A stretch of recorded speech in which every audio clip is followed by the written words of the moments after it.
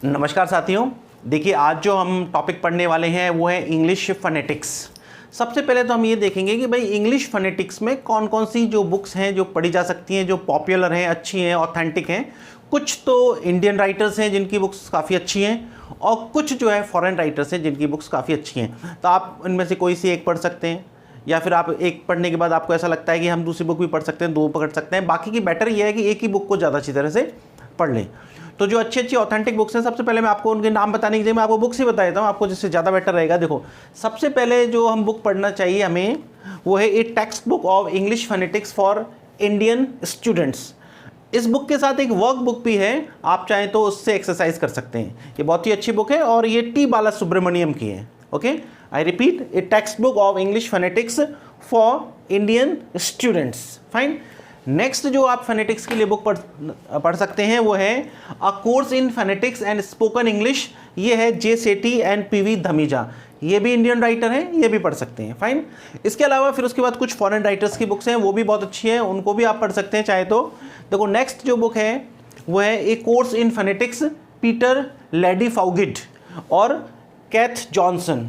ये बुक भी पढ़ी जा सकती है। बाकी की आप सबसे पहले वो इंडियन राइटर्स की बुक पढ़ें तो ज़्यादा बेटर है। ठीक है। इसके बाद जो है नेक्स्ट बुक जो काफ़ी अच्छी बुक है वो है इंग्लिश फोनेटिक्स एंड फोनोलॉजी, और इसके राइटर जो है वो है पीटर रॉच।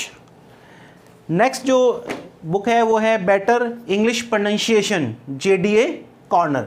अब देखिए, ये फोनेटिक्स की बुक है, आप इनमें से कोई भी एक बुक को पढ़ सकते हैं। जैसे आपको लगता है कि भाई फॉरेन राइटर्स से आपको थोड़ी सी परेशानी हो रही है, आपको लग रहा है उनकी लैंग्वेज थोड़ी सी डिफिकल्ट है, या आपको ऐसा लगता है कि स्पेसिफिक आपके इंडियन यूनिवर्सिटीज़ में या कंपेटिटिव एग्जाम्स में जिस तरीके से आता है उस तरीके से एग्जाम ओरिएंटेड नहीं है, तो आप टी बाला सुब्रमण्यम वाली बुक ले सकते हैं। ठीक है ना, धमीजा एंड सेठी वाली बुक ले सकते हैं। इनमें से कोई सी भी बुक पढ़ सकते हैं। ये तो मैंने आपको बताया कि आपको यदि किसी भी तरीके से यदि इंग्लिश फोनेटिक्स पढ़नी है तो ये बुक्स है ना, लेकिन इन बुक्स के अलावा भी हमें बहुत सारी चीज़ें करनी होती हैं। सबसे पहले तो हम ये देखेंगे कि भाई इंग्लिश फोनेटिक्स का आपके लिए इंपॉर्टेंस क्या है। सबसे बड़ी बात यह है कि इंग्लिश फोनेटिक्स जो है जो डायरेक्टली जो सिलेबस में दी जाती है वो एक तो दी जाती है ग्रेड 1 यानी स्कूल लेक्चरर। यदि हम बात करें तो GRADE grade 1, grade 2 and grade 3। इन तीनों की सिलेबस में डायरेक्टली जो है फोनेटिक्स दी जाती है, उस पर क्वेश्चंस पूछे जाते हैं। ओके, तो यदि आप फोनेटिक्स पढ़ते हैं, अच्छी तरह से समझ लेते हैं, तो इससे रिलेटेड आपके क्वेश्चन जो है ज़्यादा से ज़्यादा सही हो सकते हैं। नेक्स्ट देखिए, ये तो डायरेक्टली पूछे जाते हैं। बाकी की फोनेटिक्स का और क्या महत्व है, देखिए जैसे मान लो आप कोई वर्ड यूज़ कर रहे हैं, आप पूरी लैंग्वेज भी नहीं बोल रहे हैं, केवल वर्ड्स ही यूज़ कर रहे हैं, वर्ड्स यूज़ करते वक्त आपका प्रोनाउंसिएशन सही है, या फिर सामने वाला जो है फ्लुएंट इंग्लिश बोल रहा है लेकिन उसके प्रोनाउंसिएशन बहुत ज़्यादा खराब है, तो आपको यदि फोनेटिक्स आती है तो आपको उसकी वीकनेस पता लग जाएगी। आपको लगेगा कि यार ये कुछ नहीं है, बस फ्लुएंट तो बोल रहा है लेकिन इसका प्रोनाउंसिएशन बहुत पुअर है और वो बैड इंप्रेशन देगा। आप चाहे फ्लुएंट इंग्लिश नहीं बोल रहे हैं, कुछ वर्ड्स यूज़ कर रहे हैं, कुछ सेंटेंसेज यूज़ कर रहे हैं, लेकिन आपका प्रोनाउंसिएशन करेक्ट है, तो उसका इंप्रेशन बहुत ज़्यादा होता है। जैसे जस्ट फॉर एग्जाम्पल, हम जो इंटरव्यूज़ में जाते हैं वहाँ आप इंग्लिश बोलते हैं, कुछ सेंटेंसेज बोलते हैं, वहाँ आप के सामने जो लोग बैठे होते हैं वो आपके प्रोनाउंसिएशन को जज करके बहुत अच्छा इंपैक्ट पड़ता है, इसलिए प्रोनाउंसिएशन जो है अच्छा होना भी चाहिए। फाइन। देखो, मैं आपको बताता हूँ, एक बार इंटरव्यू में मेरा एक्सपीरियंस है कि इंटरव्यू में जो है एक स्टूडेंट्स को पेन पेपर दिया गया और उससे कहा कि इस वर्ड को ट्रांसक्राइब करो, POLICE। ठीक है, तो इसका प्रोनाउंसिएशन होता है पुलिस। तो यदि हमें पता नहीं है तो गलती हो जाती है। ठीक है, तो हम यहाँ पर इसमें पूरे के पूरे जो फोनेटिक्स है उसमें हम क्या पढ़ेंगे, पहले तो उसका पूरा मैकेनिज्म पढ़ेंगे, सिंबल्स के बारे में पढ़ेंगे, उनका क्लासिफिकेशन पढ़ेंगे, क्लासिफिकेशन के बाद उससे रिलेटेड जो टर्मिनोलॉजी है वो पढ़ेंगे। हम इन चीज़ों को कवर करेंगे जिससे कहीं भी किसी भी तरीके का यदि एडवांस लेवल पर भी कोई क्वेश्चन पूछा जाए तो गलती ना हो। देखो, एक बात ध्यान रखना, एक जनरल एक प्रिंसिपल होता है, आप चाहे फर्स्ट ग्रेड की एग्जाम दे रहे हो, सेकंड ग्रेड की दे रहे हो, थर्ड ग्रेड की दे रहे हो। जैसे कि हमने देखा है कि फर्स्ट ग्रेड सेकंड ग्रेड का लंबे टाइम से सिलेबस चेंज नहीं हुआ है, वही सिलेबस जो है कंटिन्यू हो रहा है।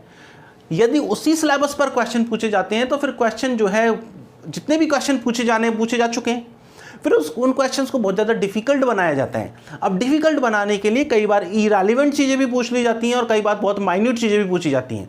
जैसे मान लो आप फर्स्ट ग्रेड की तैयारी कर रहे हो और आप द मेयर ऑफ कैस्टरविच पढ़ रहे हो, तो मेयर ऑफ कैस्टरविच की फिर आपको ज़रूरी हो जाएगा कि आप टेक्स्ट की लाइन, हर लाइन को पढ़ें, वर्ड फॉर वर्ड पढ़ें, क्योंकि फिर वो अंदर से ऐसी चीज़ें पूछेंगे जिससे कि वो, नहीं तो क्या है, सारे के सारे स्टूडेंट्स ने वो चीज़ पढ़ रखी है, सारी मार्केट में बुक है, आपने कई बार पढ़ लिया है, क्वेश्चंस बार बार में जो इंपॉर्टेंट क्वेश्चन है वो तो इतनी बार पेपर हो गया कि भाई आपने देखा कि भाई अभी तक जो है सेकंड ग्रेड का पेपर 11-12 पेपर हो चुके हैं, अब तक फर्स्ट ग्रेड के जो है 7-8 पेपर हो चुके हैं, तो इतने सारे क्वेश्चन तो उन्हीं में आ गए, तो फिर बचा क्या, तो वो पेपर का लेवल थोड़ा सा डिफिकल्ट होता है।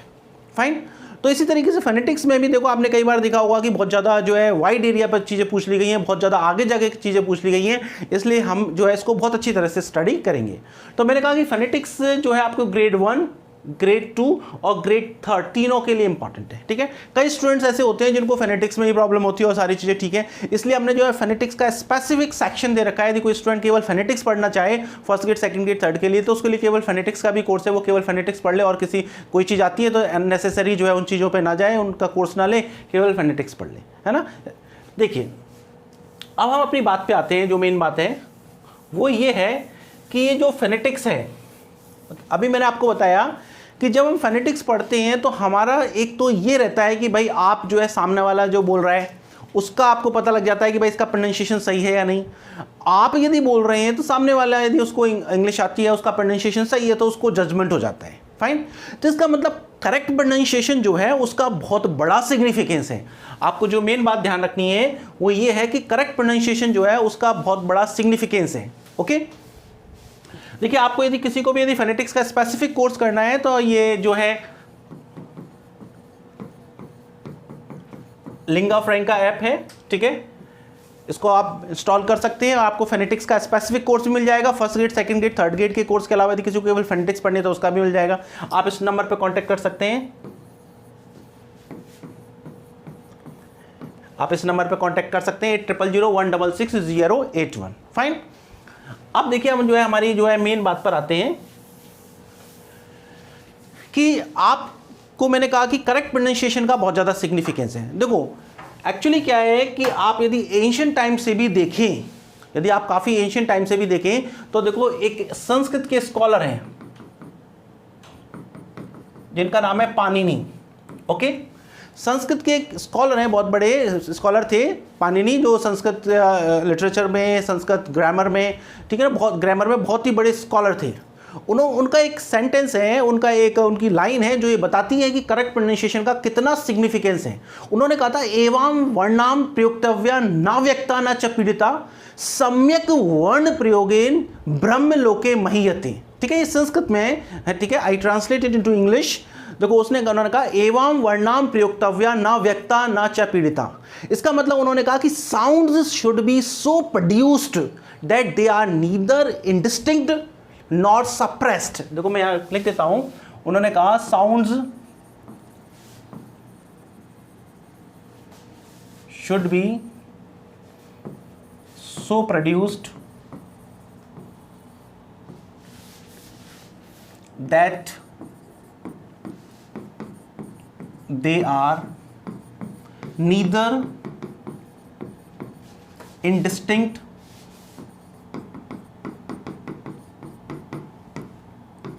nor suppressed.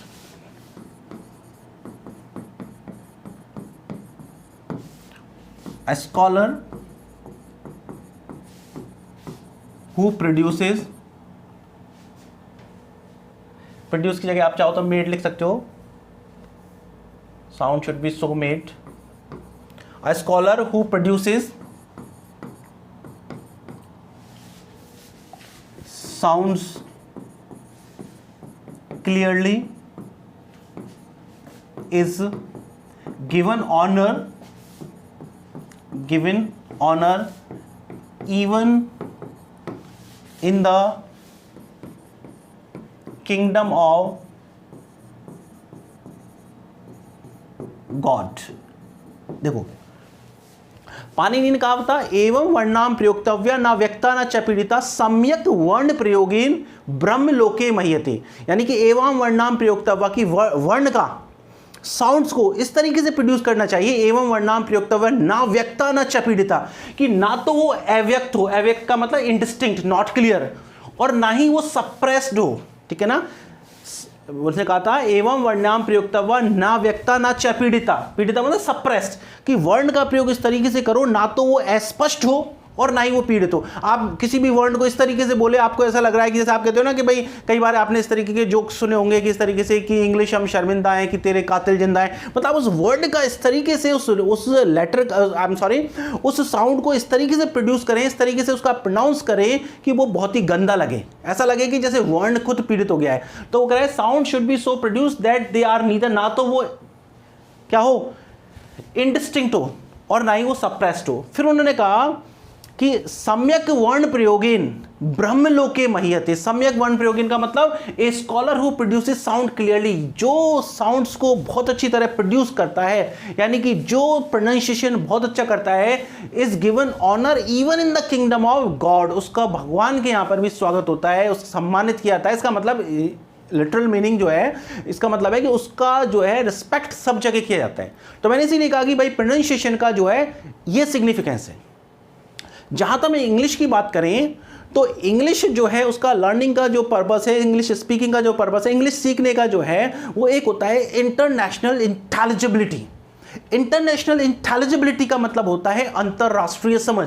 यदि हम एक वर्ड में कहें कि भाई इंग्लिश हमारी किस तरीके की होनी चाहिए, वो है इंटरनेशनल इंटेलिजिबिलिटी।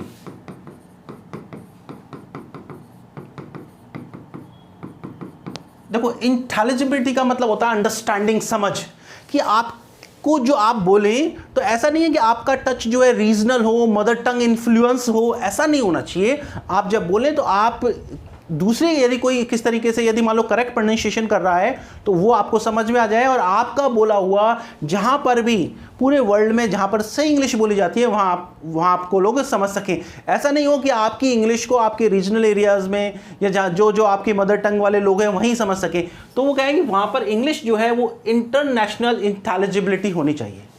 फाइन, इसका मतलब हमें यह समझ में आया कि हम जो फोनेटिक्स पढ़ रहे हैं, हम जो फोनेटिक्स पढ़ने वाले हैं, उसका संबंध जो है स्पीकिंग से है, स्पीच से है, रादर देन राइटिंग। पहली बात, अभी हम पढ़ेंगे फोनेटिक्स की डेफिनेशन भी पढ़ेंगे, उसको बहुत डिटेल में पढ़ेंगे, अभी मैं वहाँ पे नहीं जा रहा, अभी हम बिल्कुल इनिशियल स्टेज पे चल रहे हैं। मैंने कहा कि फोनेटिक्स जो है उसका रिलेशन जो है किसी स्पीच से है रादर देन राइटिंग।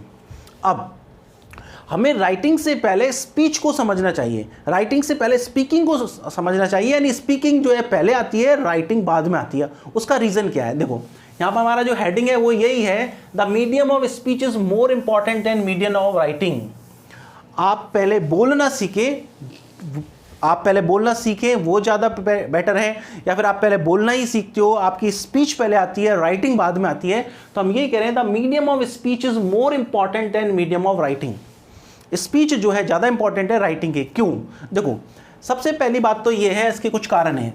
पहली बात तो ये है, स्पीच कम्स फर्स्ट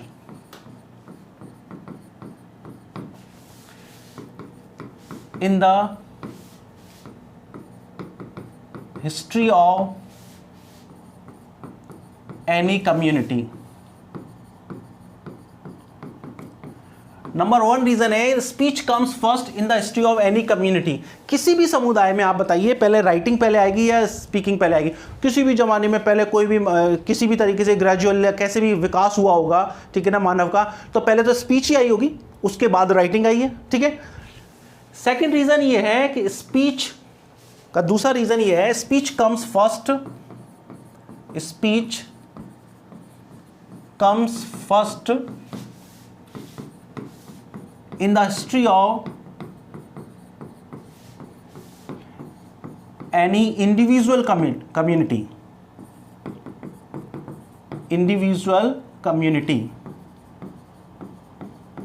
एक व्यक्ति जो है उसकी जो कम्युनिटी जो है उसमें भी स्पीच पहले आती है, यानी जैसे मैं हूं, ठीक है ना। अब मेरे भी लाइफ में पहले स्पीच आई है राइटिंग बाद में आई है, मैं पहले बोलना सीखा हूं और राइटिंग जो है बाद में आई है, इसलिए स्पीच जो है वो ज़्यादा इंपॉर्टेंट है। ठीक है, हमारा पॉइंट है कि the medium of speech is more important, कि मीडियम ऑफ स्पीच जो है राइटिंग से ज़्यादा इंपॉर्टेंट क्यों है, क्योंकि किसी भी, ठीक है ना, हिस्ट्री, ठीक है ना, comes in the history of any community, किसी भी कम्युनिटी के इतिहास में पहले सबसे पहले स्पीच आती है। किसी भी व्यक्ति जो है उसके भी इतिहास में पहले क्या आती है, स्पीच आती है। थर्ड जो कारण बताया गया है वो ये है, speech as a medium of communication, speech as a medium of communication is used much more than writing।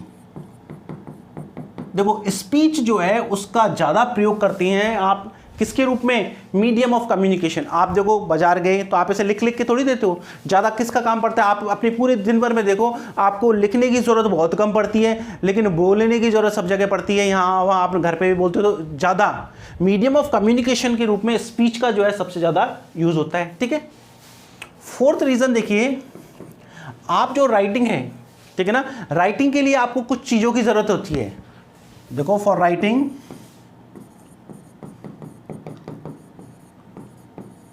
You need,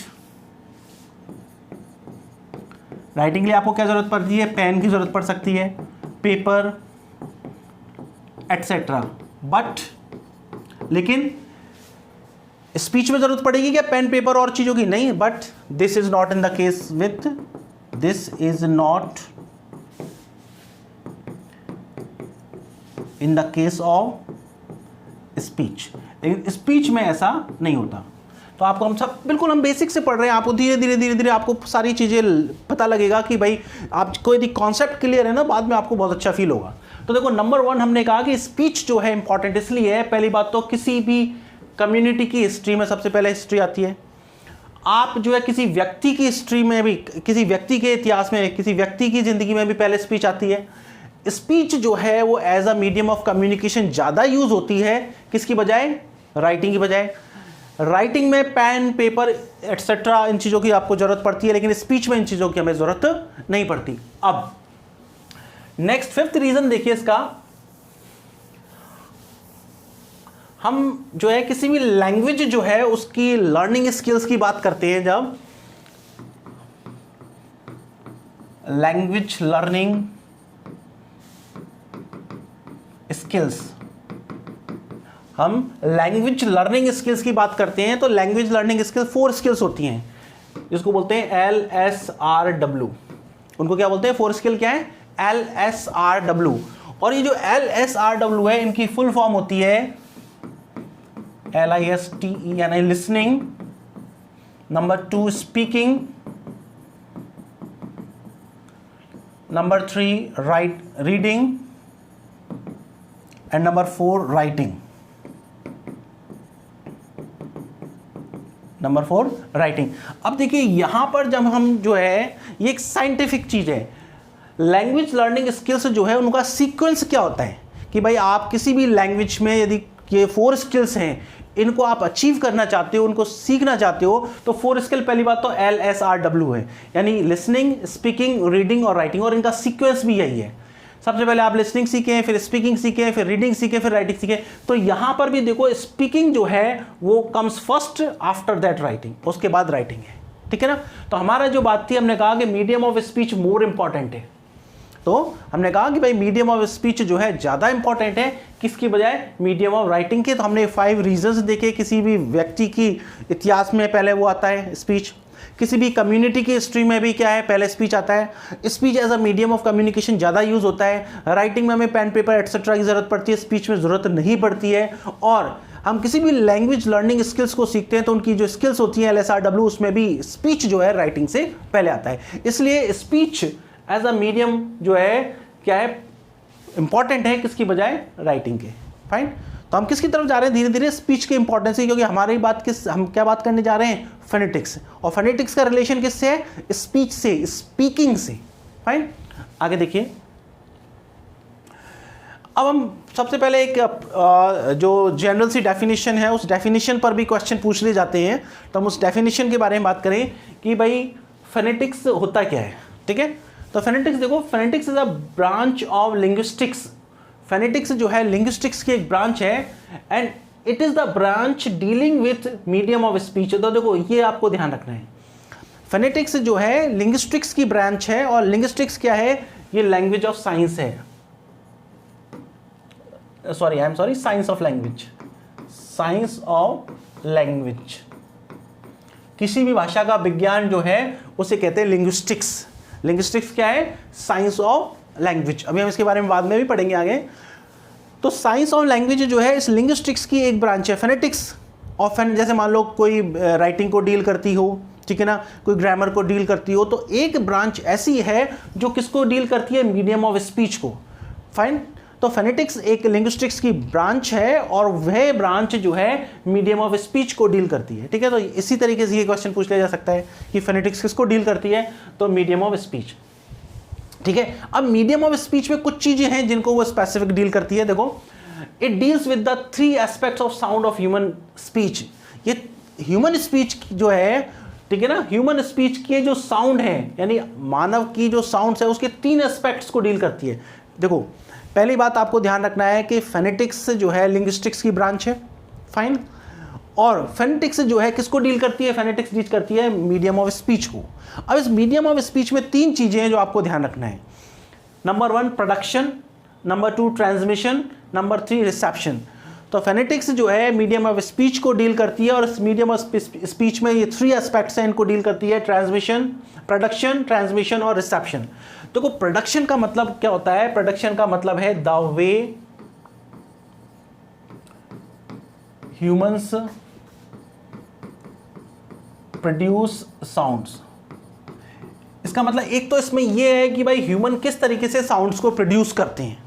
phonetics जो है लिंग्विस्टिक्स की ब्रांच है, ये जो है मीडियम ऑफ स्पीच को डील करती है। इसके अंदर 3 एस्पेक्ट्स हैं। Number 1 production, transmission, reception.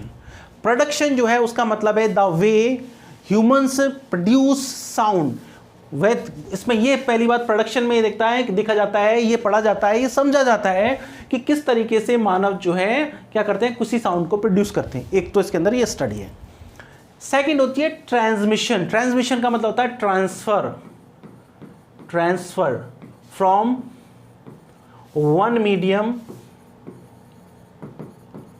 To another. One medium to another का मतलब हुआ कि जैसे मैंने बोला और फिर मेरे से और आपके कानों तक जो बात पहुंची, ठीक है ना, उसे कहते हैं ट्रांसमिशन। तो सेकंड इसमें क्या होता है, ट्रांसमिशन जो होता है। ठीक है, एक किस किस चीज की स्टडी की जाती है, प्रोडक्शन, साउंड के प्रोडक्शन की, साउंड के ट्रांसफॉर्म की। Number 3 reception. रिसेप्शन का मतलब होता है act of speaking, I am sorry, act of receiving,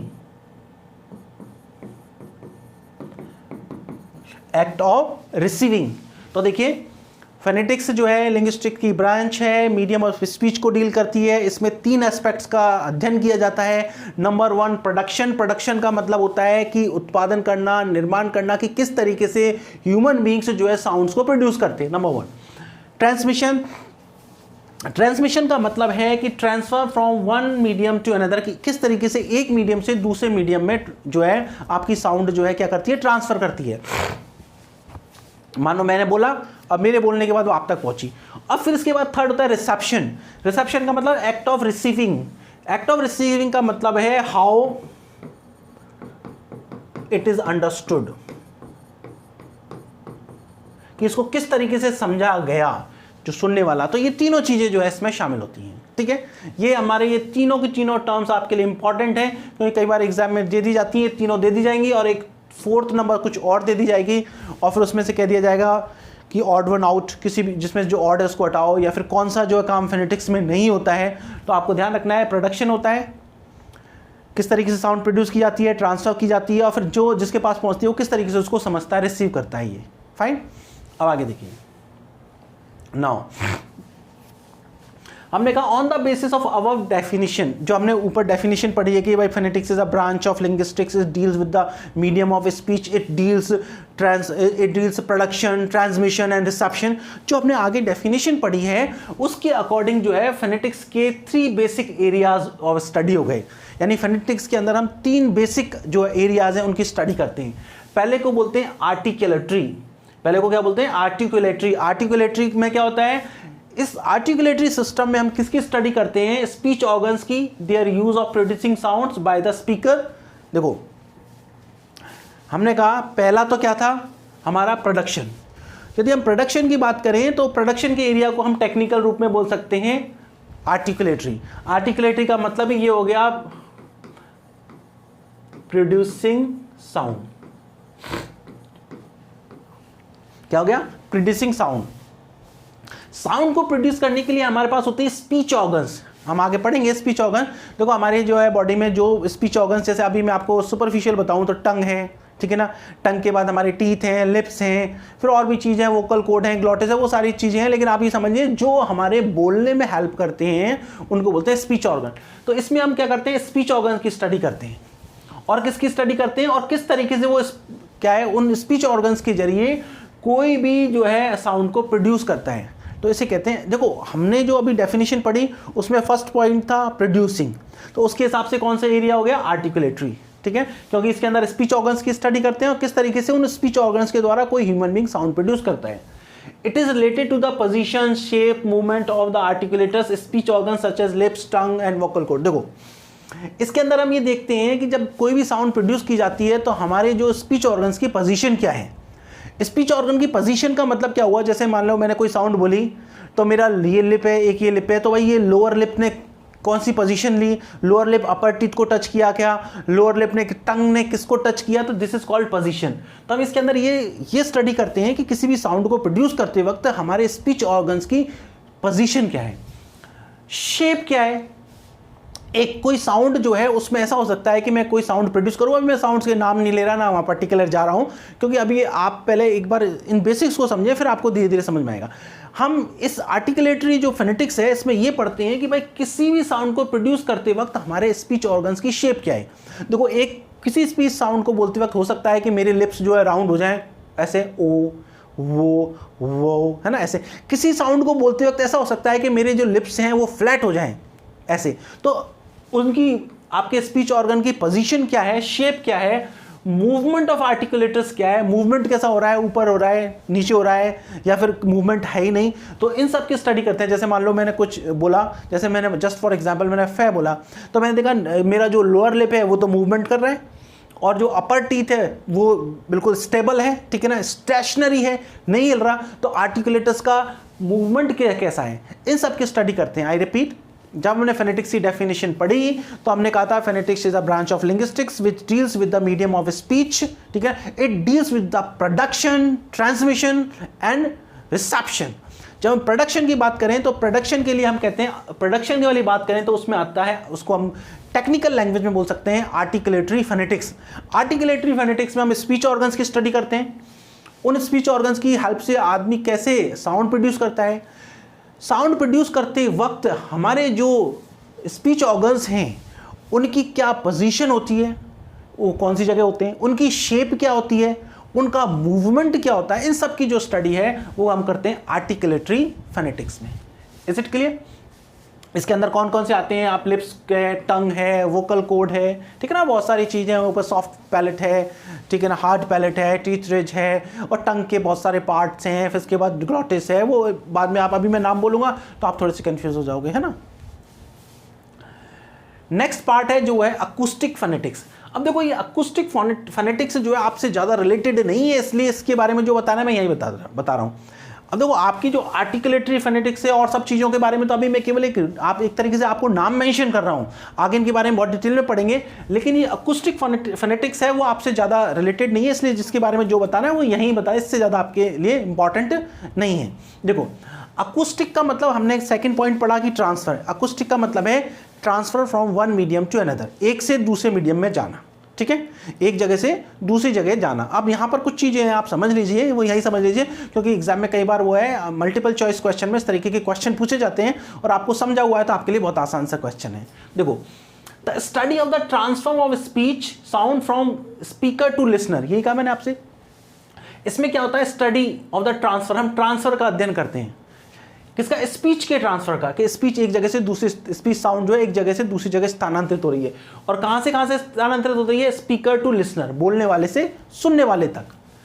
the study of physical properties of speech sound, देखो मैंने आपसे कहा इसमें किस चीज का अध्ययन करते हैं कि स्पीकर से लिसनर तक साउंड किस तरीके से ट्रांसफर हो रही है।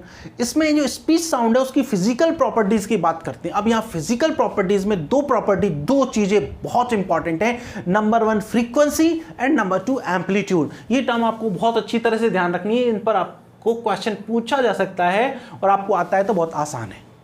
देखिए, इसमें 2 चीजों पर ध्यान दिया जाता है, एक फ्रीक्वेंसी होता है, एक एम्पलीट्यूड होता है। फ्रीक्वेंसी जो है उसको आप दूसरे शब्दों में पिच भी कह सकते हो। फ्रीक्वेंसी को PITCH, बहुत इंपॉर्टेंट है, ध्यान रखना, आपको मल्टीपल चॉइस क्वेश्चन में पूछ सकते हैं ये चीजें, है ना। फ्रीक्वेंसी को आप पिच भी कह सकते हो। अब पिच का मतलब क्या हुआ, पिच का मतलब है the rate at which the vocal cords vibrate. अब क्योंकि यह वोकल कॉर्ड का नाम आया है तो मैं थोड़ा सा आपको वोकल कॉर्ड का इंट्रोडक्शन दूंगा, थोड़ा सा, है ना, बाद में हम डिटेल में पढ़ेंगे। देखो, वोकल कॉर्ड्स एक्चुअली क्या होता है, हमारा ये जो पार्ट है लैरिंक्स, इसके अंदर एक लिप लाइक स्ट्रक्चर होती है। लिप लाइक स्ट्रक्चर, जैसे हमारे लिप्स हैं उनकी तरह स्ट्रक्चर होती है। अब ये जो लिप लाइक स्ट्रक्चर जो है, जैसे मैंने आपसे कहा कि ये इस तरीके से लिप लाइक स्ट्रक्चर है, ओके। अब क्या होता है, जब हमारी एयर जब अंदर से आती है, तो जब एयर जब अंदर से आती है तो फिर ये एयर जब इसमें से निकलती है तो ये वोकल कॉर्ड्स जब बहुत ज़्यादा पास होते हैं, ये 2 है, एक तरफ से ये जॉइंट रहते हैं और दूसरी तरफ से खुले रहते हैं, तब ये थोड़े पास होते हैं, और जब एकदम से अंदर से जो एयर आती है और उस एयर को जब ये साउंड में प्रोड्यूस कन्वर्ट करते हैं, तो जब ये एयर आती है तो ये क्या करते हैं, वाइब्रेशन करते हैं। ये क्या करते हैं, वाइब्रेशन करते हैं। जस्ट फॉर एग्जाम्पल मैं आपको वैसे देता हूँ, जैसे ये मेरे लिप्स हैं, अब मैं अंदर से मान लो जैसे मेरे लिप्स जो हैं वो बहुत ज़्यादा जो है लूजली हेल्ड टुगेदर है, बिल्कुल पास हैं ऑलमोस्ट, और यदि मैं अंदर से एयर पास करूँगा तो ये वाइब्रेट करेंगे, जैसे इस तरीके से कर रहे हैं ना। तो इसी तरीके से जैसे ही कोई एयर आती है तो ये वाइब्रेट करते हैं, ठीक है। अब वाइब्रेट 1 सेकेंड में 10 बार करें, 1 सेकेंड में 2 बार करें, 1 सेकेंड में 30 बार करें, 40 बार करें, 1 सेकेंड में कितनी बार वाइब्रेट कर रहे हैं, इसे कहते हैं फ्रीक्वेंसी, ठीक है। आपके वोकल कॉर्ड्स 1 सेकेंड में, जब जैसे मान लो अंदर से एयर आई, हमारे यहाँ वोकल कॉर्ड्स हैं, तो मैंने अभी आपको बताया लिप्स, जैसे मान लो मैंने कहा तो एक सेकेंड में मान लो 5 बार वाइब्रेट हो गए, तो ये जो 5 बार वाइब्रेट होना 1 सेकेंड में, इसे बोलते हैं फ्रीक्वेंसी, और इसी को क्या बोलते हैं, पिच बोलते हैं। क्या बोलते हैं, पिच ऑफ स्पीच साउंड, किसी भी साउंड की पिच। इसका मतलब क्या हो गया, इसका मतलब ये हो गया आपको कि जितनी ज़्यादा, ठीक है ना, जितनी ज़्यादा जो है क्या होगा, वोकल कॉर्ड वाइब्रेट करेंगे, ठीक है ना, the more the vocal cord vibrate the higher will be pitch.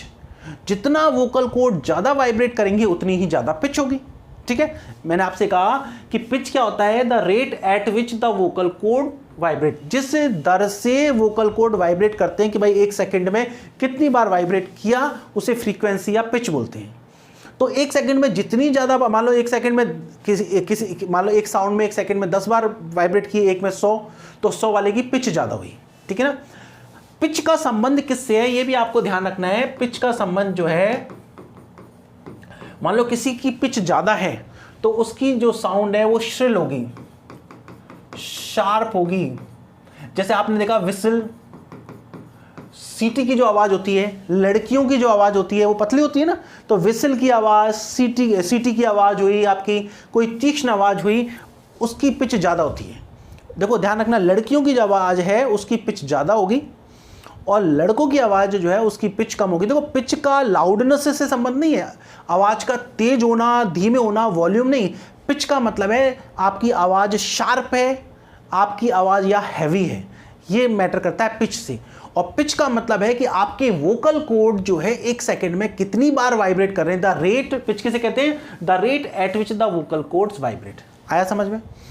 Amplitude क्या होता है, देखो एम्पलीट्यूड जो है एम्पलीट्यूड को आप कह सकते हो लाउडनेस। एम्पलीट्यूड को क्या बोल सकते हो आप? एम्पलीट्यूड को आप बोल सकते हो लाउडनेस, ठीक है। तो यहां पर आपकी जो आवाज है वो कितनी पिच से, कितने एम्पलीट्यूड से गई और सामने वाले ने उसको सुना, तो ये सब स्टडी की जाती है अकूस्टिक में। ओके, एम्पलीट्यूड का मतलब मैंने आपको बताया लाउडनेस। अब देखो यहां एक डायग्राम से आपको समझ में आएगा, ज्यादा बेटर है। ये दो डायग्राम है, देखो यहां पर टाइम है 0, यहां पर हो गया 1 सेकेंड, यहां हो गया 2 सेकेंड, यहां हो गया 3 सेकेंड और यहां हो गया 4 सेकेंड, ठीक है। सेम इज हियर, यहां पे 0 था, या 1 सेकेंड हो गया, 2 सेकेंड हो गया, या 3 सेकेंड हो गया, या 4 सेकेंड हो गया, ठीक है।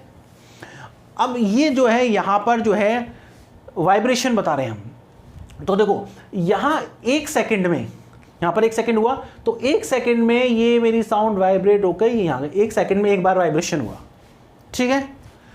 अब नीचे देखो, नीचे 1 सेकेंड में कितनी बार वाइब्रेशन हुआ है, तो नीचे भी 1 सेकेंड में एक ही बार वाइब्रेशन हुआ है। आप देखिए नीचे वाले जो है डायग्राम, उसमें भी 1 सेकेंड में एक ही बार वाइब्रेशन हुआ है। तो देखो ये इतना ऐसे करके यहां आया 1 सेकेंड में, और यहां पर भी ये 1 सेकेंड में आया। इसका मतलब इन दोनों में आपने देखा कि 1 सेकेंड में जो वाइब्रेशन है वो समान है। इसका मतलब हम कह सकते हैं कि डायग्राम नंबर 1 और डायग्राम नंबर 2 इन दोनों में पिच सेम है। क्या सेम है? पिच तो सेम है, क्योंकि 1 सेकेंड में यहां पर भी एक बार ही वाइब्रेशन हुआ है, 1 सेकेंड में यहां पर भी वाइब्रेशन हुआ है। नेक्स्ट होता है एम्पलीट्यूड। एम्पलीट्यूड का मतलब होता है लाउडनेस, और लाउडनेस डिपेंड करती है वेवलेंथ पर। अब वेवलेंथ क्या है? देखो ये आपका एक नॉर्मल एरिया है, ठीक है, और ये यहां पर भी नॉर्मल एरिया था। Is it clear? अब आपने देखा कि यहां से ये अपने नॉर्मल एरिया से वेवलेंथ इतनी बनी और यहां पर इतनी सी बनी। देखो और डायग्राम में देख लो, यहां पर तो वेवलेंथ इतनी थी और यहां वेवलेंथ जो है इतनी सी है, ठीक है। तो इसका मतलब यहां वेवलेंथ ज्यादा है, यहां वेवलेंथ कम है, ठीक है। इसका मतलब यहां पर जो है क्या ज्यादा है? एम्पलीट्यूड ज्यादा है। यहां पर क्या है? एम्पलीट्यूड ज्यादा है। एम्पलीट्यूड का मतलब लाउडनेस। तो मैंने आपको दो चीजें बताई कि अकूस्टिक्स में दो चीजों की स्टडी की जाती है। पहली बात तो अकूस्टिक का मतलब होता है कि transform from one medium to another, ठीक है ना। और जो अकूस्टिक्स फोनेटिक्स है उसमें हम किस चीज की स्टडी करते हैं? उस चीज में हम स्टडी करते हैं physical properties of sound. Sound की फिजिकल प्रॉपर्टीज, इसमें कौन कौन सी चीज होती है? Main frequency and amplitude. Frequency का मतलब आप कह सकते हो पिच। पिच का मतलब the rate at which the vocal cords vibrate, okay. और ये वोकल कॉर्ड जो वाइब्रेट होते हैं ये किसको डिसाइड करते हैं? पिच को डिसाइड करते हैं। तो आपने देखा कि इन दोनों डायग्राम्स में हमने देखा कि यहां पर 1 सेकेंड में एक ही बार वाइब्रेट हुआ और यहां पे भी 1 सेकेंड में एक ही बार वाइब्रेट हुआ, तो इन दोनों का पिच तो समान है। लेकिन वेवलेंथ मतलब ये जो नॉर्मल जो लाइन है, इस लाइन से ये तो नीचे तक गई इतना और ऊपर भी गई इतना, ठीक है ना, ये देख लो। लेकिन ये कितनी गई? ऊपर इतनी सी। तो यहां वेवलेंथ ज्यादा थी और यहां वेवलेंथ क्या थी? कम थी। तो कम थी, इसका वेवलेंथ कम है, इसका मतलब इसका एम्पलीट्यूड ज्यादा था, इसका एम्पलीट्यूड कम था। और एम्पलीट्यूड जिसका ज्यादा होगा उसकी लाउडनेस ज्यादा होगी, जिसका एम्पलीट्यूड कम होगा उसकी लाउडनेस कम होगी। ध्यान रखना, बहुत इंपॉर्टेंट चीज है, आप बहुत अच्छी तरह से समझनी चाहिए आपको, ये है ना। तो यहां पर हमने देखो, मैं इसको एक बार, अब इससे रिलेटेड मैंने कुछ क्वेश्चंस हैं जो आपको समझ में आने चाहिए। चूज द करेक्ट ऑप्शन या ऑप्शंस, इसमें से कौन कौन से करेक्ट हैं उनको आप चूज करना है। The figure shows sounds with, ये दो फिगर है, इसमें साउंड देखो। पहला मैंने कहा इन फिगर्स में सेम पिच, क्या पिच सेम है क्या? तो देखो पिच का मतलब क्या होता है? 1 सेकेंड में कितनी बार वाइब्रेशन हुआ वोकल कॉर्ड में। तो देखो 1 सेकेंड, ये मैंने आपको बताया था 0-1 और 0-1, तो यहां पर भी एक ही बार हुआ और यहां पर भी एक ही बार हुआ, एक ही बार वाइब्रेशन हुआ, तो ये बात बिल्कुल सही है फर्स्ट वाली। सेकेंड देखो, सेकेंड का द सेम लाउडनेस, दोनों में सेम लाउडनेस है क्या? तो देखो यहां पर यदि आपने देखा तो इसकी वेवलेंथ तो इतनी आ रही है, ठीक है ना, और इसकी वेवलेंथ इतनी सी आ रही है। तो इतनी और इतनी इसमें अंतर है, तो इसकी एम्पलीट्यूड ज्यादा है और इसके एम्पलीट्यूड ज्यादा है, तो इसकी लाउडनेस ज्यादा है, इसकी कम, तो सेम लाउडनेस है क्या? तो ये गलत हो गया, ठीक है। Different levels of loudness, loudness का लेवल डिफरेंट है क्या इन दोनों में? बिल्कुल सही है। इसमें लाउडनेस ज्यादा है क्योंकि एम्पलीट्यूड ज्यादा है तो इसलिए लाउडनेस ज्यादा है, इसमें एम्पलीट्यूड कम है तो लाउडनेस कम है, तो ये भी सही है। डी देखो, डिफरेंट पिच, क्या पिच समान अलग अलग है क्या? बिल्कुल नहीं है। पिच कब डिफरेंट होती? यदि यहां पर ही ये इस तरीके का डायग्राम होता, समझिए, यदि ये इसकी जगह ऐसा होता कि यहां पर ये जो है इस तरीके से होता और इस जगह यही होता, तो हम कहते हैं 1 2 3, यहाँ पर 1 सेकंड में 3 बार वाइब्रेट हो गया या एक ही बार वाइब्रेट हुआ, तब तो क्या होता कि हम कहते हैं कि भाई इनकी पिच जो है दोनों की अलग अलग है। लेकिन यहाँ पर तो 1 सेकंड में बराबर वाइब्रेशन हुआ है, तो पिच जो है दोनों की डिफरेंट पिच है क्या? नहीं, डिफरेंट पिच नहीं है। तो ए सही है और सी सही है और बी और डी गलत है। ठीक है, इज इट क्लियर? अब ये पिच का भी जो वेरिएशन ऑफ पिच है ना, आपको ये भी ध्यान रखना है कि जो variation of pitch of the speech, देखो वेरिएशन ऑफ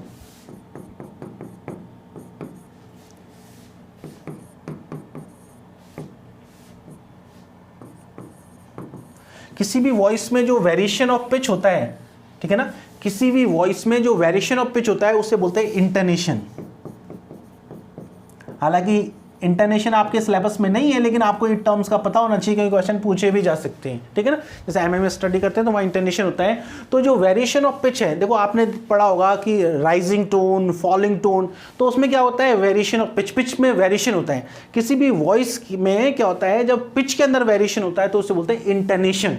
जैसे आपको जैसे एग्जाम्पल दूँ, एक होता है राइजिंग, ये जो राइजिंग टोन, फॉलिंग टोन, जैसे मान लो मैं नंबर बोल रहा हूँ, जैसे जैसे हम जो है असेंडिंग ऑर्डर में बोलते जाते हैं तो पिच जो है उसमें क्या होता है, टोन हमारी राइज करती जाती है, और जैसे ही नंबर खत्म होता है तो फॉलिंग टोन आती है। आपको इससे समझ में आ जाएगा। जैसे मैं कहूँगा 1, जैसे मुझे 5 तक काउंटिंग करनी है तो मैं कहूँगा 1 2 3 4 5, तो जैसे ही 5 बोला तो मेरी क्या टोन एकदम से क्या होगी, राइजिंग टोन नहीं होगी, मेरी फॉलिंग टोन होगी। तो ये राइजिंग और फॉलिंग जो है, ठीक है ना, तो मैंने कहा वेरिएशन इन पिच, तो पिच के अंदर क्या हुआ, वेरिएशन, पिच के अंदर जो वेरिएशन होता है उसे कहते हैं इंटोनेशन। जैसे आपने देखा होगा रिक्वेस्ट करने के लिए हम क्या करते हैं कि राइजिंग टोन का यूज़ करते हैं। जैसे कोई बच्चा अपनी माँ से रिक्वेस्ट कर रहा है, वो कहेगा मामा प्लीज़, वो उसको रिक्वेस्ट करनी होगी, जैसे उसको चॉकलेट चाहिए तो वो कहेगा मम्मा प्लीज़, तो राइजिंग टोन होगी उसकी। ऐसे थोड़ी कहेगा मम्मा प्लीज़, ऐसे नहीं करेगा। तो ये सारी चीज़ें जो है इंटोनेशन का पार्ट है। ठीक है, ये हम इसमें अभी डिस्कस नहीं करेंगे क्योंकि ये हमारे सिलेबस में डायरेक्ट नहीं है, लेकिन फिर भी आपको ये डेफिनेशन पता होना चाहिए कि variation of pitch in the voice, इसको इंटोनेशन बोलते हैं। ये फ्रीक्वेंसी जो है पिच कहलाती है, एम्पलीट्यूड जो है लाउडनेस होता है, और जो हम फोनेटिक्स की डेफिनेशन पढ़ते हैं कि भाई प्रोडक्शन, ट्रांसमिशन, तो ट्रांसमिशन जो है उसका जो एरिया है उसे बोलते हैं अकूस्टिक फोनेटिक्स। अकूस्टिक फोनेटिक्स के अंदर हम transform from one medium to another होता है, और इसके अंदर स्पीच की फिजिकल प्रॉपर्टीज की डिस्कशन करते हैं। मेनली 2 होती है, फ्रीक्वेंसी एंड एम्पलीट्यूड। फ्रीक्वेंसी का मतलब है यहाँ पर पिच, पिच का मतलब है the rate at which the vocal cord vibrate, जिस रेट से वोकल कॉर्ड वाइब्रेट करते हैं उसे पिच बोलते हैं, और amplitude means loudness. Is it clear? ये हमारा सेकेंड हुआ अकूस्टिक फोनेटिक्स। नेक्स्ट देखिए, नेक्स्ट है ऑडिटरी फोनेटिक्स। ठीक है, इसका मतलब, ऑडिटरी का मतलब है hearing, related to hearing, related to hearing. जो हमने पढ़ा था रिसेप्शन, थर्ड पॉइंट पढ़ा था ना, एक पहला प्रोडक्शन, ट्रांसमिशन और रिसेप्शन, और रिसेप्शन जो है उसका एरिया को बोलते हैं ऑडिटरी फोनेटिक्स। तो देखो, the study of reception and perception, किस तरीके से आप इसको रिसीव करते हो, किस तरीके से परसेप्शन करते हो। परसेप्शन का मतलब आप समझ सकते हो, अंडरस्टैंड, समझते हो। Speech sound bye listener, listener किसी भी साउंड को किस तरीके से रिसीव करता है, किस तरीके से समझता है, उन सब की जो स्टडी है वो किस में कहलाती है, किस में आती है, auditory phonetics. How speech sounds are heard and perceived, वही है। ठीक है, अब यहाँ पर आपको एक जो नेक्स्ट चीज पढ़नी है वो है एयर स्ट्रीम मैकेनिज्म, और बहुत इंपॉर्टेंट है। आप यहाँ जो है आप इन चीज़ों को समझेंगे तो आपको पूरी की पूरी जो साउंड्स कैसे क्या सिस्टम है उसको समझ में आएगा। पहले मैं आपको एक चीज़ बताता हूँ, देखो थोड़ा सा आप ध्यान दें कि हमारी जो जब हम इसकी स्टडी करते हैं, ठीक है ना, फोनेटिक्स की, तो यहाँ पर आपको सबसे पहले हम देखते हैं कि भाई कोई भी साउंड किस तरीके से प्रोड्यूस होती है। तो देखो सबसे पहले क्या होता है कि हमारे जो है रेस्पिरेटरी जो सिस्टम है उसमें हमारे लंग्स होते हैं। लंग्स के अलावा लंग्स की वॉल्स होती हैं, ठीक है ना, और इसके बाद इसकी मसल्स होती हैं। तो जो हमारी जो लंग्स जो है उसकी जो मसल्स हैं उनमें कॉन्ट्रैक्शन होता है, और कॉन्ट्रैक्शन की वजह से हमारी जो लंग्स की वॉल्स हैं वो मूव करती हैं। आई रिपीट, अभी आपको सारा डायग्राम से समझाऊंगा, पहले आप एक बार सुन लें। हमारी जो लंग्स हैं, लंग्स की जो वॉल्स हैं, ठीक है ना, उनमें कॉन्ट्रैक्शन क्रिएट होता है, मूवमेंट होता है, किसकी वजह से, मसल्स की वजह से। अब इसकी वजह से 2 चीज़ें होती हैं। इसकी वजह से क्या होती है, इस वजह से मैं आपको बताता हूं, the air flows out of your mouth. जैसे ही कॉन्ट्रैक्शन हुआ तो एयर क्या करती है, air flows out of your mouth, आपके मुंह से एयर बाहर निकलती है, ठीक है। अब ये एयर जो है ये मॉडिफाई होकर स्पीच साउंड में कन्वर्ट हो जाती है, अंदर से एयर आती है, उसके बाद यहाँ हमारे वोकल कोड्स होते हैं, फिर आगे स्पीच ऑर्गन्स होते हैं, तो दिस एयर, ठीक है ना, is modified by various speech organs. ये बात समझ में आ गई? तो मैं लिख देता हूं यहां पे, this air is modified by various speech organs. ये हमारे जो वेरियस स्पीच ऑर्गन्स है, टंग है, टीथ है, लिप्स है, वोकल कोड्स हैं, इन सब के, देखो हमारे अंदर से एयर आती है, the air flows out of your mouth, air आपके मुंह से बाहर निकलती है, और this air is modified by various, और ये औरत जो, I am sorry, this air, ये एयर जो होती है is modified by various speech organs, ये एयर जो है वेरियस स्पीच ऑर्गन्स के द्वारा मॉडिफाई हो जाती है और स्पीच साउंड में कन्वर्ट हो जाती है, ठीक है। इसका मतलब क्या हुआ कि जो एयर का ये फ्लो है, ये एयर ने जो फ्लो किया, एयर का जो फ्लो है, ये ही आपके जितनी भी स्पीच साउंड हैं उनके प्रोडक्शन के लिए रिस्पॉन्सिबल है। हमारी एयर बाहर आई, एयर का जो फ्लो था उसको वेरियस स्पीच ऑर्गन्स ने किस में कन्वर्ट कर दिया, साउंड में कन्वर्ट कर दिया। इसका मतलब this flow of air is responsible in producing different types of sounds. इसका मतलब ये जो फ्लो है ये रिस्पॉन्सिबल है, इसी की वजह से हमारी साउंड्स जो है क्रिएट हो रही है। इसका मतलब दिस इज द बेसिस, ये बेसिस है। तो इसका मतलब हम क्या कह सकते हैं, दिस एयर, अब फ्लो को आप स्ट्रीम कह सकते हो कि नहीं, फ्लो कह दो या स्ट्रीम कह दो, this air stream is the basis of speech sounds.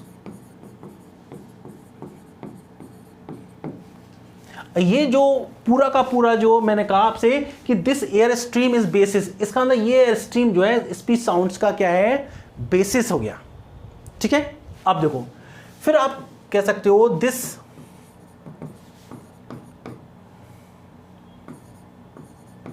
Air stream is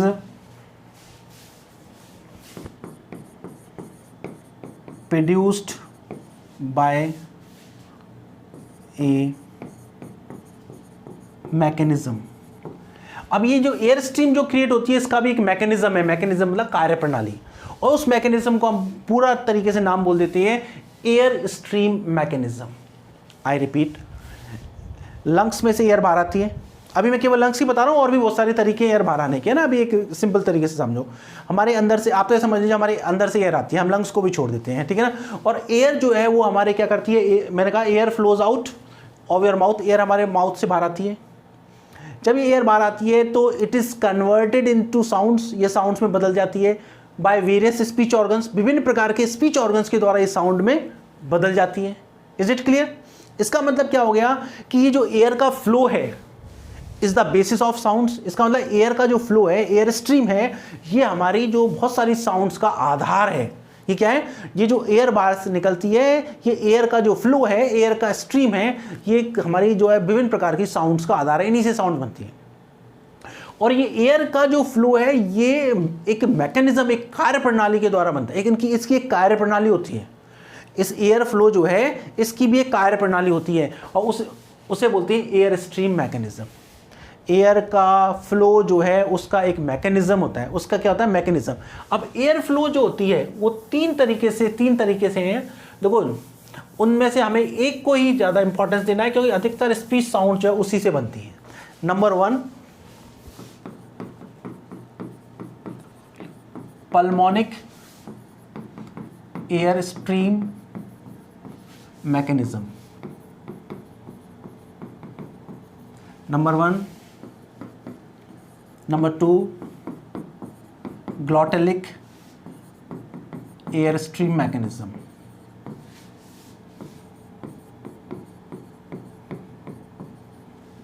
number 3, velaric air stream mechanism. देखो यहां पल्मोनिक का मतलब आप समझ लीजिए, इसका मतलब है रिलेटेड टू लंग्स। वर्ल्ड की अधिकतर जितनी भी स्पीच साउंड्स हैं, देखो हमारे पास 3 मैकेनिज्म हो गए एयर स्ट्रीम की, हवा के फ्लो के 3 मैकेनिज्म हो गए, हवा के फ्लो की 3 कार्य प्रणाली हो गई। एक हो गया आपका पल्मोनिक, आपको नाम पता होना चाहिए, पल्मोनिक एयर स्ट्रीम मैकेनिज्म।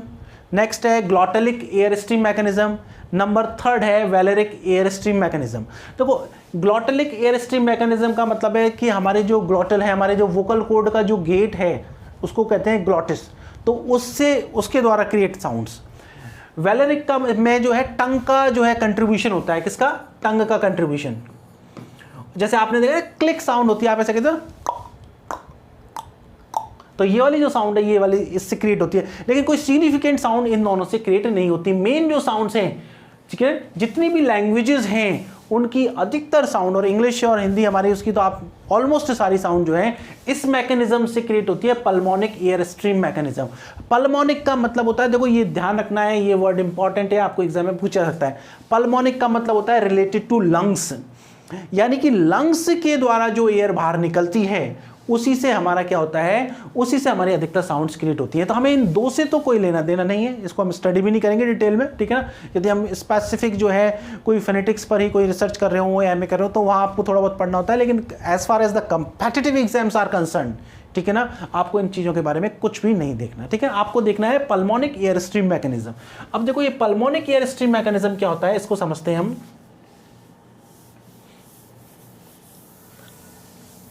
अब फिर वही बात मैंने आपको बताया, पल्मोनिक मतलब रिलेटेड टू लंग्स। हमारे लंग्स हैं, लंग्स की जो वॉल्स हैं उसमें मूवमेंट होता है, तो उससे क्या होता है, 2 चीज़ें होती हैं। लंग्स जो है जैसे ही हमारी मसल्स में कॉन्ट्रैक्शन होता है, ठीक है ना, लंग्स के मसल्स के कॉन्ट्रैक्शन से लंग्स की वॉल्स जो है उनमें से 2 चीज़ें होती है लंग्स से, या तो एयर बाहर निकलती है या एयर अंदर आती है। 2 काम होते हैं। तो देखो 2 काम होते हैं, एयर ड्रॉन इन, या तो एयर अंदर आएगी या तो एयर अंदर खींची जाएगी। जैसे कॉन्ट्रैक्शन होता है लंग्स की वॉल्स में, तो या तो एयर अंदर आएगी, या फिर दूसरा फंक्शन होता है एयर, या तो एयर अंदर आएगी या एयर पुश्ड आउट, या फिर एयर बाहर जाएगी। 2 काम होते हैं, या तो एयर ड्रॉन इन, यहां पे आप एयर इज ड्रॉन इन मतलब ये, इसलिए मैंने शॉर्ट में लिखा, या तो एयर अंदर खींची जाएगी या एयर बाहर धकेली जाएगी। लंग्स की वॉल्स में कॉन्ट्रैक्शन क्रिएट होता है, उसकी वजह से या तो एयर बाहर निकलेगी, ठीक है ना, एयर पुश्ड आउट, एयर को बाहर की तरफ धकेला जाएगा, या एयर जो है अंदर की तरफ आएगी। यदि एयर को बाहर की तरफ धकेला जाएगा तो इसे बोलते हैं इग्रेसिव। इसके लिए क्या टर्म बोलते हैं, EGRESSI, इसे बोलते हैं इग्रेसिव। यदि एयर को बाहर निकाला जाएगा तो इसे बोलते हैं इग्रेसिव, और एयर को अंदर लिया जाएगा तो इसे बोलते हैं इनग्रेसिव। बहुत अच्छी तरह से समझिए आप, है ना, जिससे आपके कॉन्सेप्ट बिल्कुल अच्छी तरह से क्लियर हो जाए। आई रिपीट, यदि एयर जो है, मैं किसकी बात कर रहा हूं, लंग्स की, और लंग्स का मतलब पल्मोनिक, हम किसकी बात कर रहे हैं, पल्मोनिक एयर स्ट्रीम मैकेनिज्म। वायु का हवा के फ्लो की कार्य प्रणाली जो कि लंग्स से संबंधित है, वही हमारे स्पीच साउंड्स, अधिकतर हर भाषा के, ऑलमोस्ट हर भाषा के अधिकतर स्पीच साउंड्स क्रिएट करने के लिए पल्मोनिक एयर स्ट्रीम मैकेनिज्म काम आती है। इसका मतलब एयर स्ट्रीम का मतलब हवा का फ्लो, हवा के फ्लो की कार्य प्रणाली, और वो किससे संबंधित हो, लंग्स से संबंधित हो। अब लंग्स से संबंधित हवा की कार्य प्रणाली के 2 प्रकार हैं, या तो हवा बाहर निकलेगी या हवा अंदर आएगी, ठीक है। अब आप देखिए, जो आपकी हवा अंदर आती है उससे कोई भी सिग्निफिकेंट साउंड क्रिएट नहीं होती। हवा जो अंदर आती है, मान लो लंग्स के संकुचन से जो हवा अंदर आती है, उससे कोई भी सिग्निफिकेंट साउंड्स क्रिएट नहीं होती। केवल 2 साउंड्स आप कह सकते हो, एक होती है YAWNING यॉर्निंग, नंबर 2 स्नोरिंग। ये 2 sound, YAWNING yawning, number 2 SNORING snoring. Yawning का मतलब हो गया उबासी लेना, और इसका मतलब स्नोरिंग का मतलब हो गया खर्राटे लेना। जब आप उबासी लेते हो आप कहते हो ऐसे करते हो ना, तो आपने क्या किया, एयर अंदर ली, साउंड के खर्राटे लेते हो तभी आपकी एयर अंदर आती है। तो खर्राटे लेना और उबासी लेने के अलावा ये वाली जो है जिसमें आप क्या करते हो, एयर को अंदर लेते हो, उससे कोई साउंड क्रिएट नहीं होती। ठीक है, इसका मतलब इसका सिग्निफिकेंस भी खत्म हो गया, एयर इज ड्रॉन इन का।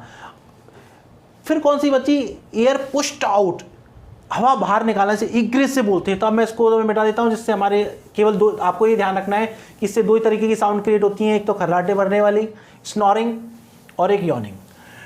हमारी जितनी भी साउंड्स हैं, हमारी जो ऑलमोस्ट अधिकतर साउंड जो है हमारे लंग्स के द्वारा जो एयर बाहर निकलती है उससे क्रिएट होती है। ठीक है, एयर जो है उसको बाहर धकेला जाता है, उसे बोलते हैं इग्रेसिव। क्या बोलते हैं, इग्रेसिव। ठीक है, हमारी जो है मैकेनिज्म की बात कर रहे हैं, पल्मोनिक एयर स्ट्रीम मैकेनिज्म। तो पल्मोनिक एयर स्ट्रीम मैकेनिज्म दो तरीके का हो गया, एक तो हो गया पल्मोनिक, अभी हमने पढ़ा था इनग्रेसिव एयर स्ट्रीम मैकेनिज्म, जिसके अंदर तो आप क्या करते थे, हवा को अंदर लेते थे। दूसरी हो गया pulmonic egressive air stream mechanism, यदि हवा आपकी बाहर जा रही है तो इग्रेसिव और अंदर आ रही है तो इनग्रेसिव। तो अंदर आ रही है तो उसका हमने नाम दे देते थे पल्मोनिक इनग्रेसिव एयर स्ट्रीम मैकेनिज्म, और यदि हम हवा को बाहर निकाल रहे हैं तो उसे हम क्या नाम दे देते हैं, pulmonic egressive air stream mechanism. और ये जो टर्म है आपके लिए बहुत इंपॉर्टेंट है एग्जामिनेशन पॉइंट ऑफ व्यू से।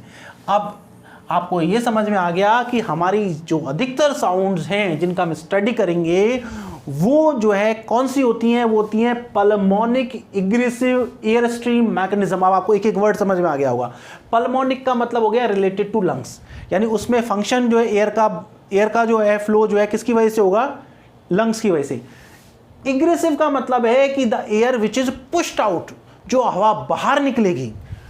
एयर स्ट्रीम का मतलब हवा का फ्लो है, मैकेनिज्म मतलब कार्य प्रणाली है। हमने अभी पढ़ा था मैकेनिज्म जो है ग्लॉटरिक भी हो सकती है, वेलरिक भी हो सकती है, पल्मोनिक भी हो सकती है। तो हमारी जो लैंग्वेज है, अधिकतर लैंग्वेज, और इंग्लिश लैंग्वेज हो या हिंदी लैंग्वेज, अधिकतर लैंग्वेजेस जो हैं उनमें जो स्पीच साउंड्स जो होती हैं उसमें कौन सी चीज़ यूज होती है, वो होती है pulmonic egressive air stream mechanism. Is it clear? इसलिए हमने स्टडी की एयर स्ट्रीम। अब इसको एक एक चीज आपको पता होना चाहिए, ठीक है ना, सारी चीजें पता होनी चाहिए। नोट्स में सारी चीजें लिखी हुई हैं आपको बिल्कुल क्लियरली, तो आपको कोई दिक्कत नहीं है, ठीक है ना। तो आपको ये समझ लेना है, ठीक है। अब आगे देखो, अब हम इन एयर स्ट्रीम मैकेनिज्म की आगे बात करें। अब देखो फिर उसके बाद है ऑर्गन ऑफ स्पीच जो है कितनी तरीके से डिवाइडेड होते हैं, ठीक है ना। तो ऑर्गन ऑफ स्पीच किस तरीके से डिवाइडेड होते हैं वो मैं आपको थोड़ा सा बताता हूं। देखिए आपको सीधा ये बताता हूं। देखो पहला होता है रेस्पिरेटरी सिस्टम।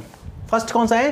अब देखो हम जो पूरी हुई सीरीज स्पीच साउंड हमने बात की, हम बात करेंगे pulmonic egressive air stream mechanism. Pulmonic मतलब रिलेटेड टू लंग्स। यदि हम ये मान के चलेंगे कि जो सारी की सारी जो एयर जो है वो हमारे जो वॉल्स की कॉन्ट्रैक्शन, लंग्स की कॉन्ट्रैक्शन से है, और हमारा फोकस कौन सा है, उसमें नहीं है जो एयर अंदर आ रही है। The air which is drawn in is not our matter, is not our issue. Our issue is the air which is pushed out from the lungs. Air जो लंग्स में से बाहर निकाली जा रही है उसमें हमारा फोकस है, क्योंकि हमारी जो सारी साउंड्स हैं उसी से क्रिएट होंगी। Is it clear? तो अब देखिए हमने कहा रेस्पिरेटरी सिस्टम। सबसे पहले हम देखो नीचे से चलते हैं, दिस पार्ट, ये रेस्पिरेटरी सिस्टम, ठीक है। अब आपको यहां पर एक एक वर्ड आपको ध्यान रखना है। इस रेस्पिरेटरी सिस्टम, पहला हो जाएगा आपका रेस्पिरेटरी सिस्टम, ठीक है। नेक्स्ट हो जाएगा आपका फेनेटरी सिस्टम, और थर्ड वन हो जाएगा आपका आर्टिकुलेटरी सिस्टम। तो देखो रेस्पिरेटरी सिस्टम का मतलब है कि ये जो सिस्टम की बात कर रहे हैं इसका मेन फंक्शन तो श्वास लेना है, लेकिन स्पीच में भी हेल्पफुल है, इसलिए इसका मेन नाम क्या है, रेस्पिरेटरी सिस्टम। देखो इट कंप्राइजेस, इसके अंदर क्या क्या है, लंग्स है, मसल्स ऑफ द चेस्ट है, एंड विंड पाइप है। देखो ये हमारे यहाँ पर हो गए लंग्स, ठीक है, ये हमारे जो है रेड कलर के ये हो गए लंग्स। अब ये लंग्स की वॉल में जो है कॉन्ट्रैक्शन हुआ। अब कॉन्ट्रैक्शन हुआ, मसल्स, चेस्ट की मसल्स पे कॉन्ट्रैक्शन हुआ, तो फिर ये एयर जो है, air is pushed out, air जो है बाहर निकलती है, ठीक है। जब ये बाहर निकलती है तो अब ये जो जगह है, ये जो है इसको कहते हैं विंड पाइप। ये जो जा रहा है ये विंड पाइप है, और विंड पाइप का ही दूसरा नाम है ट्रकिया। ये देखो ये लिख रहा है ना TRACHEA, ट्रकिया, ये आपका विंड पाइप। और इसी को टेक्निकल लैंग्वेज में बोलते हैं ट्रकिया। तो आपको दोनों ही नाम आपको ध्यान रखने हैं। तो इसका मतलब पहला जो पार्ट है वो रेस्पिरेटरी सिस्टम है, जहाँ से हमारी जो है मैंने आपको बताया था लंग्स से रिलेटेड पल्मोनिक हो गया, ठीक है ना। अब यहाँ से एयर जो है क्या करती है, एक तो हो गया लंग्स, एक वॉल्स ऑफ द चेस्ट या वॉल्स ऑफ आपकी लंग्स कह सकते हो, third one is wind pipe, ये इसके मेन पार्ट है। तो विंड पाइप, ये आपका विंड पाइप हो गया, ठीक है। तो wind pipe is also known, ये देखो यहाँ पे लिख भी रखा है, wind pipe is also called trachea, wind pipe को ट्रकिया भी बोलते हैं। तो ये नाम आपको ध्यान रखने। तो पहला पार्ट क्या हो गया, रेस्पिरेटरी सिस्टम, फाइन। सेकंड देखिए, सेकंड की हम बात करें, सेकंड है, पहला हो गया रेस्पिरेटरी सिस्टम, सेकंड हो गया फनेटरी सिस्टम। तो रेस्पिरेटरी सिस्टम में तो क्या होता है आपको मैं बता देता हूं, ए flow of air is created. Respiratory system से आपके फोनेटिक्स में क्या फायदा है, रेस्पिरेटरी सिस्टम आपके साउंड क्रिएशन में क्या इंपॉर्टेंस रखता है, रेस्पिरेटरी सिस्टम ये इंपॉर्टेंस रखता है कि ए flow of air is created, कि एयर का एक फ्लो क्रिएट हो जाता है। ओके, नेक्स्ट देखो, नेक्स्ट हम बात करते हैं, तो नेक्स्ट है हमारा फोनेटरी सिस्टम। तो फोनेटरी सिस्टम जो है इट कंप्राइजेस लैरिंग्स, इसके अंदर लैरिंग्स होता है। अब इसको समझो, देखो ये आपका विंड पाइप था, ये हमारे लंग्स थे। तो हमारा जो रेस्पिरेटरी सिस्टम तो यहाँ तक हो गया था, इसलिए हम इसकी बात नहीं करते, ठीक है ना। ये हमारे लंग्स थे, ये हमारे विंड पाइप थे। जब विंड पाइप से आप ऊपर जाते हो तो दिस पार्ट, ये देखो ये आपका पार्ट उभरा हुआ होता है यहाँ पर, ठीक है ना। ये जो उभरा हुआ पार्ट है इसका नाम होता है लैरिंग्स, और ये बहुत इंपॉर्टेंट पार्ट है। इस लैरिंग्स को आप एडम्स एप्पल भी बोलते हैं, एडम्स एप्पल। इसी को आप वॉइस बॉक्स भी बोलते हो, क्या क्या बोलते हो, वॉइस बॉक्स। ये जो वॉइस बॉक्स है, ये जो लैरिंग्स है, ये जो एडम्स एप्पल है, ठीक है। इसका नाम एडम्स एप्पल इसलिए है क्योंकि जैसे मिथोलॉजीज में बताया जाता है कि भाई एडम जो है उसको एक फॉरबिडन ट्री था, फॉरबिडन ट्री ईडन गार्डन में कहा गया था भाई गॉड ने कि भाई आप इस फ्रूट को नहीं खाएंगे, ठीक है ना। But he at that forbidden tree, लेकिन उसने उस फॉरबिडन ट्री को he ate that forbidden fruit, उसने उस forbidden fruit को खा लिया and it got stuck in his throat, और ऐसा माना जाता है कि वो क्या हुआ, उसके गले में फंस गया यहाँ, इसलिए वो ऐसा मानते हैं कि आदमी का यहाँ उभरा हुआ पन है, ठीक है ना। आई रिपीट, जब आप क्रिश्चियन मिथोलॉजी पढ़ते हैं तो क्रिश्चियन मिथोलॉजी में बताते हैं कि एडम और ईव जो है सबसे पहले लोग थे, वो ईडन गार्डन में रहते थे, वहाँ पर हेवन में रहते थे। तो वहाँ उनसे ये कहा गया कि भाई आप बिल्कुल फ्री हैं, भगवान ने कहा कि आप यहाँ पर फ्री हैं, गॉड ने, और आप कुछ भी करें कोई दिक्कत नहीं है, हेवन में रहिए, ठीक है। क्रिश्चियन लोग ये मानते हैं कि हम सब उन्हीं की संतान हैं, ठीक है। तो उनसे कहा आप कुछ भी करिए, लेकिन आप उनसे कहा कि एक फॉरबिडन ट्री फ्रूट है, इस फ्रूट को मत खाना केवल। लेकिन एडम ने क्या किया, उस फॉरबिडन फ्रूट को खा लिया, और खाया तो वो उसके गले में फंस गया यहाँ। तो ऐसा मानते हैं कि वो गले में फंस गया, ठीक है ना। तो इसीलिए इसको जो है किस नाम से भी जानते हैं, Adam's apple. Adam ate that forbidden fruit and it got stuck into his throat, और वो उसके गले में फंस गया। इसलिए ये जो हमारा है जो उभरा हुआ भाग है ना, जिसको हम टेक्निकल लैंग्वेज में लैरिंग्स बोलते हैं, इसको एडम एप्पल भी बोलते हैं, इसको वॉइस बॉक्स भी बोलते हैं। वॉइस बॉक्स क्यों, यहाँ से वॉइस क्रिएट होती है। इसके अंदर ये जो है देखो, ये सेफ्टी, ये आपका आगे निकला हुआ है, इसके अंदर जो चीज़ है, इसके अंदर एक बहुत इंपॉर्टेंट चीज़ होती है जिसे कहते हैं वोकल कॉर्ड्स, वो बहुत इंपॉर्टेंट है, ध्यान रखना है। इसके अंदर देखो, ये आपका ये पूरा का पूरा जो पार्ट है, ये क्या हो गया आपका, लैरिंग्स का हो गया। ये देखो आगे उभरा हुआ है, इसके अंदर ये जो साइन बन रहा है ये है वोकल कॉर्ड्स, यहाँ पर इसको बड़ा किया हुआ है। आप इसको वोकल फोल्ड बोल दो या वोकल कॉर्ड्स बोल दो, वोकल कॉर्ड्स, कई जगह इसको वोकल फोल्ड्स भी कहा जाता है, ठीक है। दोनों ही नाम है, आपको ध्यान रखना है, ठीक है। अब ये वोकल कॉर्ड्स देखो, यहाँ पर ये वोकल कॉर्ड्स हैं। तो मैंने आपको कहा फोनेटरी सिस्टम में एक तो लैरिंग्स हो गया, एक क्या हो गया आपका, वोकल कॉर्ड हो गया। अब ये वोकल कॉर्ड जो है मैंने आपको बताया था लिप लाइक स्ट्रक्चर होते हैं, और ये जो हमारे लैरिंग्स जो है इसके अंदर हॉरिजॉन्टली जो है रहते हैं। कैसे रहते हैं ये भी ध्यान रखना आपको, हॉरिजॉन्टली रहते हैं, है ना। अब ये जो है क्या करते हैं, इनकी पोजीशन किस तरीके की होती है, देखो जब हम केवल और केवल श्वास ले रहे होते हैं जब हम श्वास ले रहे होते हैं तो ये बिल्कुल खुले होते हैं, एयर आराम से पास होती रहती है। Is it clear. लेकिन जब हम कोई साउंड प्रोड्यूस करते हैं तो ये थोड़े पास आ जाते हैं, ठीक है। और पास आने की वजह से जब एयर, अंदर की एयर जब आती है तो ये वाइब्रेट करते हैं, और अब वाइब्रेट करते हैं तो साउंड क्रिएट होती है, ठीक है। अब वो साउंड, आई रिपीट, अंदर से एयर आई, जब हम कुछ नहीं बोल रहे थे, शांत स्थिति में सांस ले रहे होते हैं, तो ये वोकल कॉर्ड जो होते हैं वाइड अपार्ट होते हैं, बिल्कुल खुले हुए होते हैं। लेकिन जब हम साउंड्स क्रिएट करते हैं तो ये थोड़े से पास आ जाते हैं, और पास आने के बाद जैसे एयर इनमें से निकलती है तो ये वाइब्रेट करते हैं। वोकल कॉर्ड्स देखो आपने देखा इस जगह से तो क्या होता है, एक जगह से तो खुले रहते हैं और एक जगह से जुड़े रहते हैं, ठीक है ना। और ये वोकल कॉर्ड जो है क्या करते हैं, सिचुएशन हिसाब से क्लोज हो जाते हैं और वाइड हो जाते हैं, ठीक है। तो ये आपका जो नेक्स्ट सिस्टम है फेनेट्री सिस्टम, इसमें क्या है, लैरिंग्स है और वोकल। एक आपने पढ़ा रेस्पिरेटरी सिस्टम में आपको ध्यान रखना है लंग्स है, चेस्ट ऑफ वॉल्स है और ट्रकिया है, ट्रकिया मतलब विंड पाइप। उसके बाद ऊपर विंड पाइप से ऊपर जाते हैं तो ये हमारा जो है लैरिंग्स आ जाता है, ठीक है ना।